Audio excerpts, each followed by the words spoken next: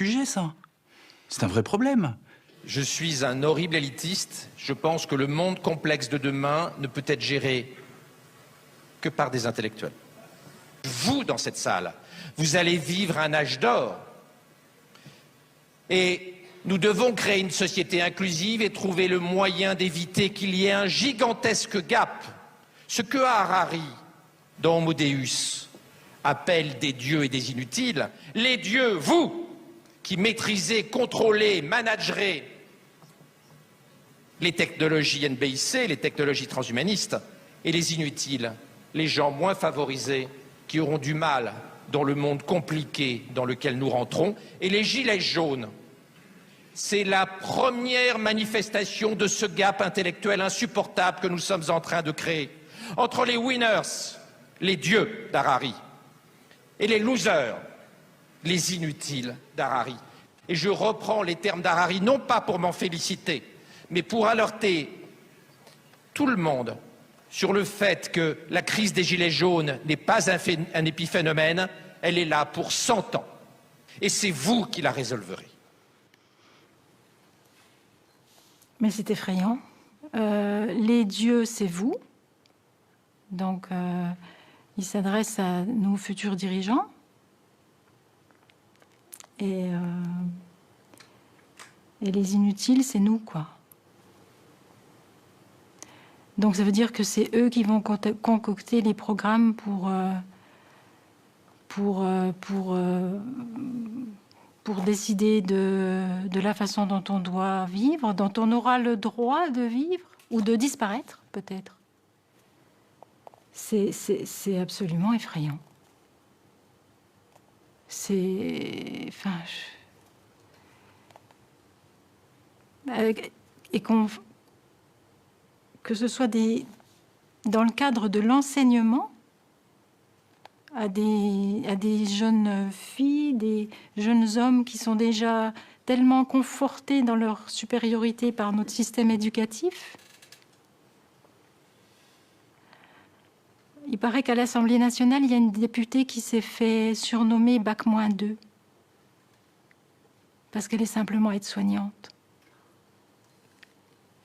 C'est vous dire le mépris de notre classe dirigeante.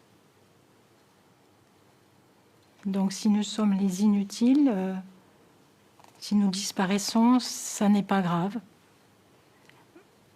Mais c'est vrai que déjà, dans les maisons de retraite, nos aînés ont une espérance de vie résiduelle. Donc, résiduelle, ça veut dire qu'ils font déjà du rabat. Donc, on peut les faire disparaître. Dans le silence, porte de chambre fermée. Ouais, ça me donne juste envie de pleurer, je suis désolée, mais c'est épouvantable. Qu'est-ce qu'on a fait à nos aînés? Qu'est-ce qu'on est en train de faire à nos enfants? Quand est-ce que les gens vont ouvrir les yeux et réagir?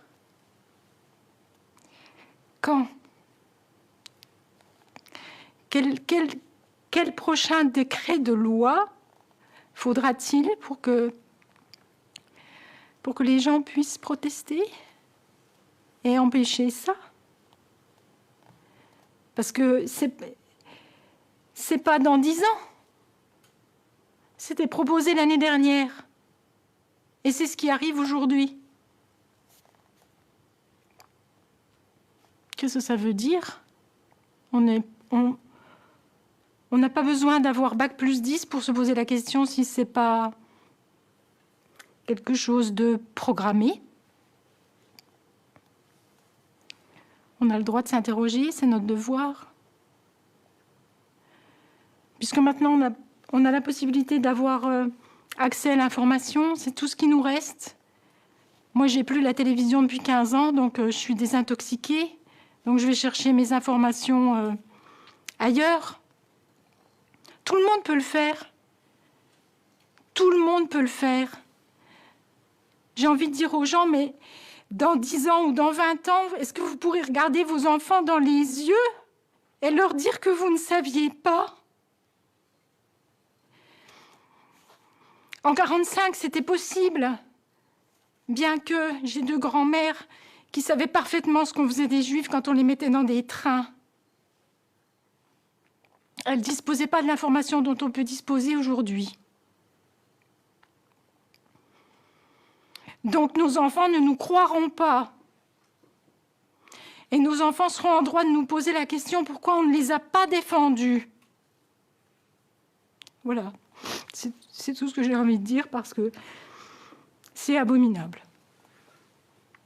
C'est tout. C'est juste abominable. Pardon.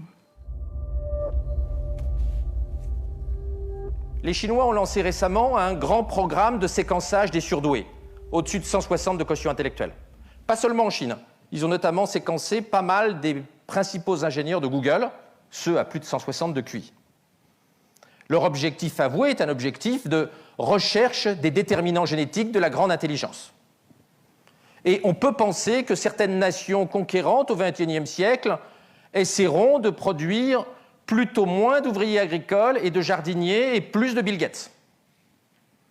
Nous ne pouvons pas exclure, et dans nos pays nous avons oublié que la guerre et les conflits entre pays existent, nous ne pouvons pas exclure que demain, il y ait une volonté de puissance au travers des technologies NBIC.